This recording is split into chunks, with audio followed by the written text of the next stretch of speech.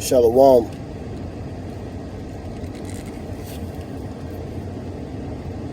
On my way to make a quick run real quick.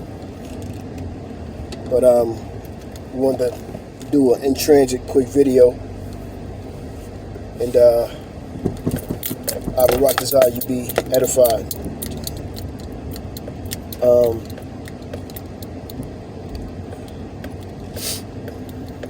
Kind of wanted to talk a little bit just about these end times that's here, not coming, but they're here.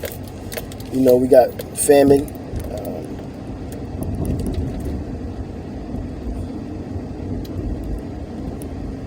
wars and rumors of wars. We also got inflation, which we're going to get ready to come up to hyperinflation. But you know, all these things are done through prophecy by Yahweh, Bahashem Yahweh Shah, Bahashem Rakakwadash. And before I begin, actually, Salakia, I want to say Kal Halayim Yahweh, Bahashem Yahweh Shah, Bahashem Rakakwadash. Shalom to the men of GMS, who I learned 100% truth from. Shalom to the elect. And it's hot out here. I'm out here in northeast Georgia, like almost northeast Georgia, like Lawrenceville, Georgia. But it's hot out here. It was just raining a little while ago, but you know, it seemed like it's a little bit better. But you know, I just kind of wanted to elaborate a little bit about Esau and his wicked game plan on how to take over a little bit. You know what I mean? Like, all of these things that happen is because of Jacob and Esau. Jacob and Esau are the main reasons. And you can go into Revelation 20:7, and it talks to you a little bit about Jacob and Esau. Salakia, it talks to you a little bit about the 1,000-year period, which was how Rome was destroyed and they came back into power.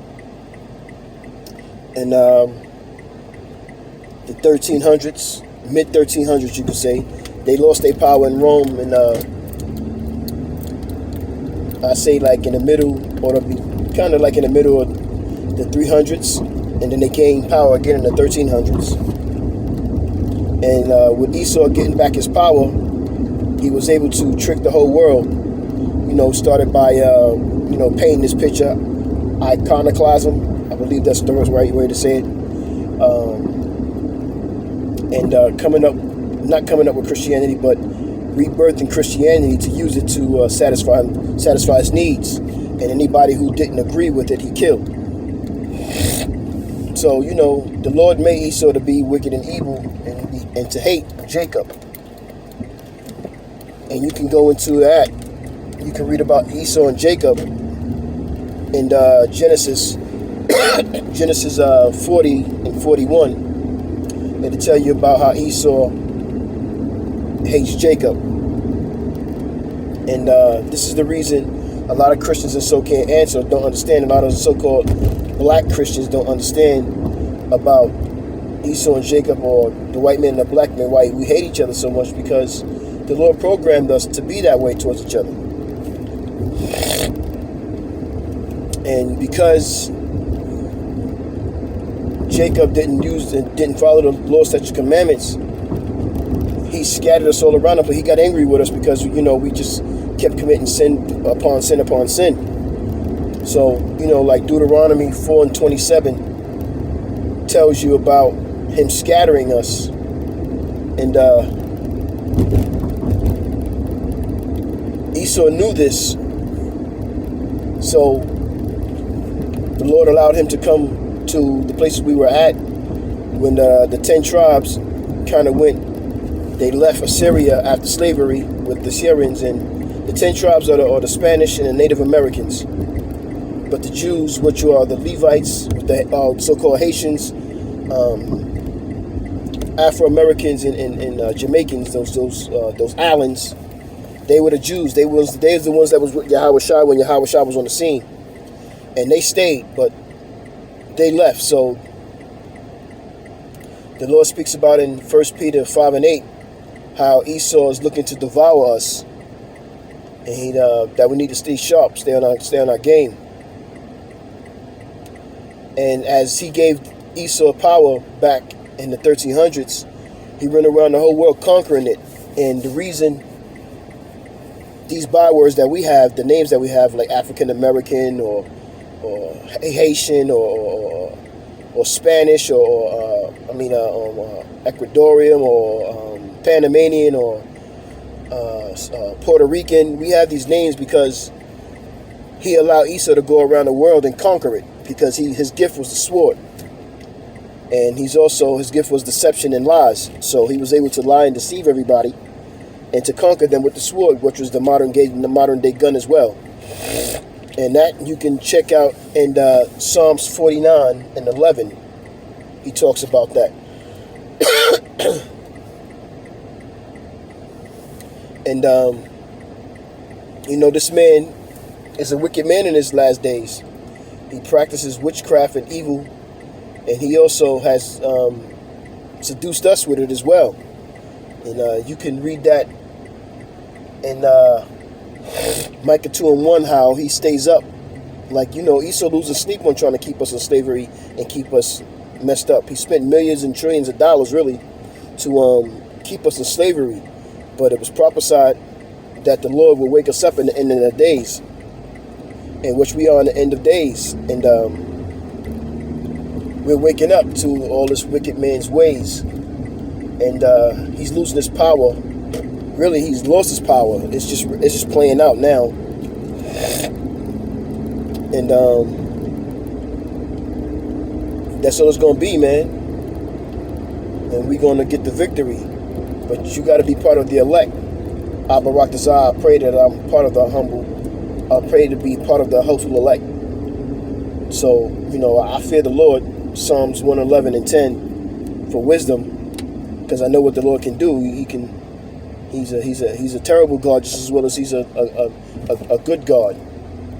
But he's balanced, and unbalanced is abomination to him. And he will do his will. He's going to control the east. That means he's going to control evil just as well as control good. And it's a fearful thing to fall into the hands of the living power, which will be on his left side. You don't want to do that. But 2/3 of our people will have to, because they don't know any better. So, unfortunately, this is what it has to be. But you got a doctrine, which is mainly the Christian doctrine, that everybody goes around talking about the Lord loves everybody, and all you have to do is love so-called Jesus Christ, who is their real name is Yahweh Shai. All you have to do is love Yahweh Shai, and you'll be accepted. So you can kill, rape, murder, lie, and steal, and just say, "Oh well, I love Jesus," and you accept it. But that's bullshit. It's not. You can't do that. So, a good scripture to defeat that would be 2 Esdras 6 and 54, because it goes to the beginning of that Adam. When the Lord made Adam, Adam is the progenitor of all people. Progenitor is the father of a people. And when he made Adam, he made all people. So they lie and say we're all equal and such and so, but that's not true, because the Lord has a chosen people, which would be, I want to say, correct me if I'm wrong, Deuteronomy 7 and 6, but it tells you in 2 Esdras 6 and 54 how the Lord chose a special people out of Adam. Now, if you go to Matthew, the beginning chapters of Matthew, it gives you the genealogy of Yahweh Shai, who the world calls Jesus. But in Genesis, it'll also break down the lineage of going from Adam to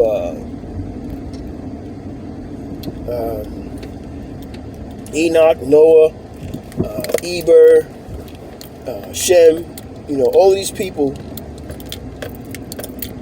which the chosen line will be chosen out of. And once that happens, the Lord would do his bidding. And that's what has been done. So now we are at the last days for the rest of the movie to play out, because we're at the ending, y'all. And we're almost home. Again, my name is Yamal Yasharala, Kwam Yasharala, Wild Bible Ball. Shalom.